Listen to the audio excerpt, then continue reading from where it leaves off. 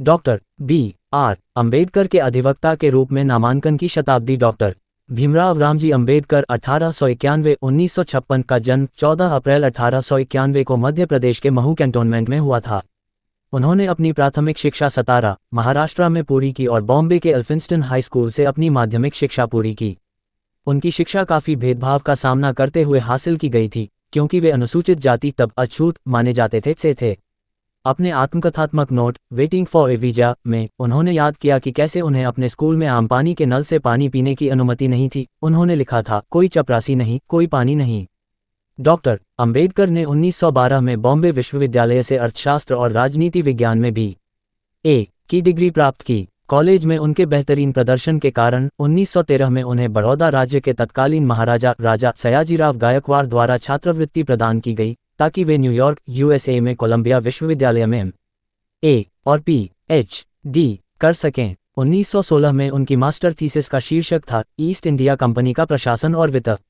उन्होंने भारत में प्रांतीय वित्त का विकास, शाही वित्त के प्रांतीय विकेंद्रीकरण में एक अध्ययन पर अपनी Ph.D. थीसिस प्रस्तुत की। कोलंबिया के बाद डॉक्टर अम्बेडकर लंदन चले गए, जहां उन्होंने अर्थशास्त्र का अध्ययन करने के लिए London school of economics and political science LSE में पंजीकरण कराया और कानून की पढ़ाई के लिए ग्रेज इन में दाखिला लिया।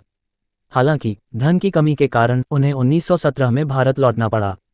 1918 में वे मुंबई तत्कालीन बॉम्बे के सिडेनहैम कॉलेज में राजनीतिक अर्थव्यवस्था के प्रोफेसर बन गए। इस दौरान उन्होंने साउथ बोरो समिति को सार्वभौमिक वयस्क मताधिकार की मांग करते हुए एक बयान प्रस्तुत किया। 1920 में कोल्हापुर के छत्रपति शाहूजी महाराज से वित्तीय सहायता, एक मित्र से व्यक्तिगत ऋण और भारत में अपने समय की बचत के साथ डॉक्टर अम्बेडकर अपनी शिक्षा पूरी करने के लिए लंदन लौट आए। 1922 में उन्हें बार में बुलाया गया और वे बैरिस्टर एट लॉ बन गए। उन्होंने LSE से MSc और DSc भी पूरी की। बाद में उनकी डॉक्टरेट थीसिस रुपये की समस्या के रूप में प्रकाशित हुई। भारत लौटने के बाद डॉक्टर अम्बेडकर ने बहिष्कृत हितकारिणी सभा, बहिष्कृतों के कल्याण के लिए समाज की स्थापना की और 1927 में महार सत्याग्रह जैसे सामाजिक आंदोलनों का नेतृत्व किया, जिसका उद्देश्य भारतीय समाज की ऐतिहासिक रूप से उत्पीड़ित जातियों के लिए न्याय और सार्वजनिक संसाधनों तक समान पहुंच की मांग करना था।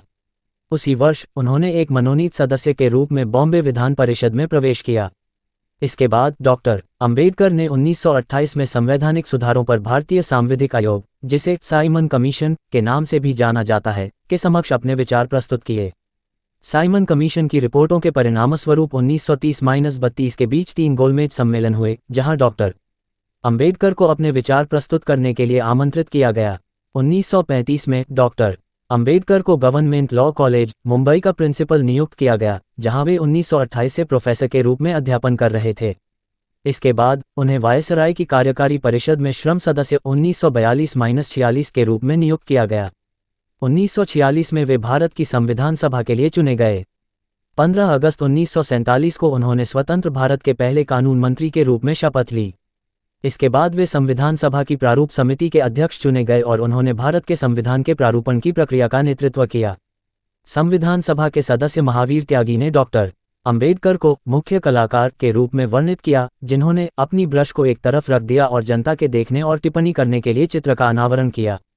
डॉक्टर राजेंद्र प्रसाद, जिन्होंने संविधान सभा की अध्यक्षता की और बाद में भारतीय गणराज्य के पहले राष्ट्रपति बने, ने कहा, अध्यक्षता में बैठकर और दिन प्रतिदिन कार्यवाही को देखते हुए मैंने महसूस किया है कि प्रारूप समिति के सदस्यों और विशेष रूप से इसके अध्यक्ष डॉक्टर अम्बेडकर ने अपने खराब स्वास्थ्य के बावजूद किस उत्साह और समर्पण के साथ काम किया है, जैसा कि कोई और नहीं कर सकता।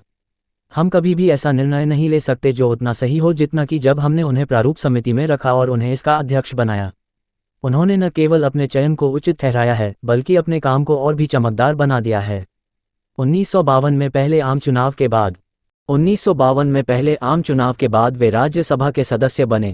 उसी वर्ष उन्हें कोलंबिया विश्वविद्यालय से मानद डॉक्टरेट की उपाधि भी प्रदान की गई। 1953 में उन्हें हैदराबाद स्थित उस्मानिया विश्वविद्यालय से भी मानद डॉक्टरेट की उपाधि प्रदान की गई। 1955 में लंबी बीमारी के कारण डॉक्टर अम्बेडकर की तबीयत बिगड़ गई और 6 दिसंबर 1956 को दिल्ली में नींद में ही उनका निधन हो गया। सूचना सिर्फ मान्यताओं और जानकारियों पर आधारित है। यहाँ ये बताना जरूरी है कि यह मेरा वीडियो किसी भी तरह की मान्यता, जानकारी की पुष्टि नहीं करता है। किसी भी जानकारी या मान्यता को अमल में लाने से पहले संबंधित विशेषज्ञ से सलाह लें। धन्यवाद।